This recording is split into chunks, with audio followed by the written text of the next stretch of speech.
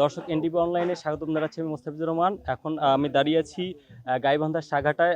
সাঘাটা গাইবান্ধা কৃষি সম্প্রসারণ সাঘাটা উপজেলার আয়োজনে কিন্তু আজকে 24-25 অর্থ বছরে small holder agriculture competitiveness project এসএসিপির শীর্ষক প্রকল্প রেঞ্জ অফ এসএসিপির আওতায় স্থাপিত উচ্চ মূল্যের ফসল প্রদর্শনী স্থাপন, সাপোর্ট প্রদান এবং অ্যাডাপশন সহায়তা এবং বছরব্যাপী পুষ্টিকর সবজি চাষের উপর কিন্তু মাঠ দিবস পালিত হচ্ছে। আর এখানে কিন্তু আজকের এই মাঠ দিবসে উপস্থিত আছেন গাইবান্ধার অতিরিক্ত উপপরিচালক উদ্যান মোহাম্মদ রোস্তম আলী এবং সাঘাটা উপজেলা কৃষি অফিসার কৃষিবিদ সাদেকুজ্জামান। তো আমরা একটু কথা বলবো তাদের সঙ্গে যে আজকের এই কৃষকদের নিয়ে যে একটা মাঠ দিবস হলো এবং এ থেকে কৃষকরা কি উপকৃত হলো এবং কি জানলো, কারণ এই কৃষির উপর নির্ভর করে যেহেতু বাংলাদেশের অর্থনীতি চলছে সেই হিসেবে আমরা একটু জানতে চাই। এখানে আপনারা দেখতে পাচ্ছেন মাঠ দিবস উপলক্ষে কিন্তু অনেক কৃষক কৃষানি কিন্তু উপস্থিত আছেন। তাদের এই সহায়তা এবং তাদের যে একটা যে বিষয়ে তথ্য জানার এই জন্য কিন্তু তারা এখানে এসেছেন। তো আমরা একটু এই হিসেবে একটু কথা বলতে চাবো গাইবান্ধার অতিরিক্ত উপপরিচালক উদ্যান মোহাম্মদ রোস্তম আলী সঙ্গে। তিনি আজকের এই মাঠ দিবসে এবং কৃষানীদের সঙ্গে কথা বললেন এবং তাদের কি কি বিষয়ে আরও সহযোগিতা করা দরকার বলে মনে করেন একটু জানতে দেবো। স্যার একটু জানাবেন যে আজকের এই মাঠ দিবসে আসলেন এবং এখানে কি দেখলেন যে এবং কৃষকরা কি কি বিষয়ে সহযোগিতা প্রয়োজন বলে মনে করেন। ধন্যবাদ আপনাকে। আমরা এই যেখানে মাঠ দিবস এসএসপি রেঞ্জ প্রকল্পের আওতায় মাঠ দিবস করলাম, এখানে আমরা চাষিকে প্রদর্শনী দিচ্ছি। সেই প্রদর্শনীর আওতায় আপনারা দেখতে পাচ্ছেন যে কৃষক প্রায় 2.5 লক্ষ টাকা ইনকাম করছে। আসলে প্রদর্শনীর সহযোগিতা করার সাথে আমরা আসলে প্রযুক্তি কৃষককে সহায়তা করি, যে প্রযুক্তির মাধ্যমে এখানে আমরা যে প্রদর্শনীটা করছি সেই প্রদর্শনীতে মালচিং ব্যবহার করছি, জৈব বালাইনাশক ব্যবহার করছি এবং ফেরোমন ফাঁদ ব্যবহার করছি। এই যে প্রযুক্তিগুলো কৃষক যাতে পাশের গ্রামের বা পাশে আশপাশের কৃষক যারা এই পাশ দিয়ে যাতায়াত করবে তারা যাতে এই প্রদর্শনীগুলো দেখে উদ্বুদ্ধ হয় এবং নিজেরা করে। এবং পাশাপাশি আমরা সাঘাটা উপজেলা সহ গাইবান্ধা জেলায় সকল স্তরে আমাদের যে এই এসএসপি রেঞ্জের আওতায় বা অন্যান্য প্রকল্পের আওতায় যে প্রদর্শনী বা প্রযুক্তিগুলো আছে সেই প্রদর্শনীগুলো কৃষকের মাধ্যমে এগুলো আমরা বিভিন্ন জায়গায় ছড়াই দিচ্ছি এবং আশেপাশে কৃষকরাও উদ্বুদ্ধ হচ্ছে। তা আমরা 15 এবং প্রকল্পের আওতায় বিভিন্ন প্রদর্শনী দিয়ে আসলে কৃষককে উদ্বুদ্ধ করার চেষ্টা করতেছে এবং কৃষক এখানে যা দেখলাম এখানকার কৃষক অনেকটাই সচেতন এবং আমাদের যে কৃষক ভাই আজকে কথা বললেন এবং যার এখানে প্রদর্শনী দিচ্ছে তিনি কিন্তু প্রায় 2.5 লক্ষ টাকা যেহেতু লাভ করছেন। আশা করি যে আজকের মাঠ দিবসে এই কৃষকরা উদ্বুদ্ধ হয়ে তারাও নিজেরাও আমরা যে প্রযুক্তিগুলো ব্যবহার করছি সেই প্রযুক্তিগুলো ব্যবহার করবে।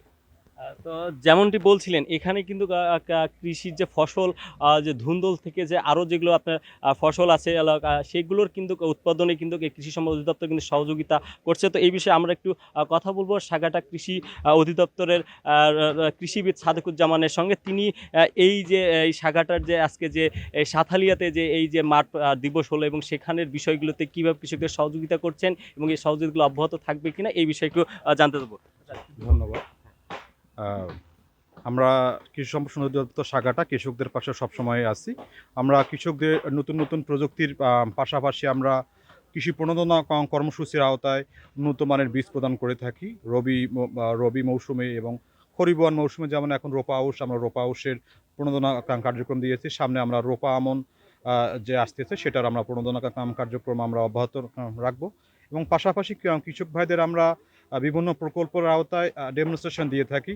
ডেমনস্ট্রেশন সংখ্যা যদিও কম থাকে, কিন্তু আমরা চাই যে প্রযুক্তিগুলো আমরা এখানে দেখানোর চেষ্টা করি কৃষক বা যাতে এটা তার মধ্যে এটা নিয়ে গ্রহণ করে পরবর্তীতে এটা বাস্তবায়ন করে। আমরা আজকে যে এসএসসিপি রেঞ্জ প্রকল্পের আওতায় উচ্চমূল্য ফসলের মাঠ দিবসে এসেছি, এখানে কিন্তু আমরা কয়েকটি টেকনোলজির বা প্রযুক্তির আমরা সন্নিবেশ ঘটিয়েছি। যেমন মালচিং পেপারের ব্যবহার বা মালচিং শিটের ব্যবহার, যেটা করলে আপনার জমিতে আগাছা কম হবে, মাটির আর্দ্রতা ধরে রাখবে এবং ফলন বৃদ্ধি পাবে। পাশাপাশি কৃষক ভাই সবসময় যেটা নিয়ে টেনশন করেন কীটনাশকের ব্যবহার এবং পোকামাকড় নিয়ে, আমরা কিন্তু এখানে কোনো রকম কীটনাশক ছাড়াই শুধুমাত্র জৈব বালাইনাশক এবং ফেরোমন ফাঁদ দিয়ে উৎপাদন করেছি এবং আপনি এখানে ফলন দেখেছেন। কৃষক ভাই বলেছেন তিনি ইতিমধ্যে 2,50,000 টাকার ধুন্দল বিক্রি করেছেন।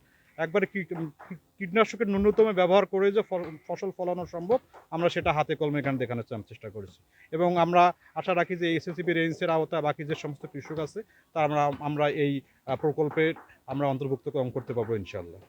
তো যেমনটি জানলেন, কারণ এইখানে প্রত্যেকটি যে ফসলে কিন্তু প্রযুক্তির ব্যবহার করছে, এবং এই ধুন্দলে কিন্তু যে এইখানে আমরা একটু কথা বলবো, এখানে যে কৃষক যিনি স্থানীয় পর্যায়ে চাষাবাদ করে তিনি আর্থিকভাবে লাভবান হয়েছে।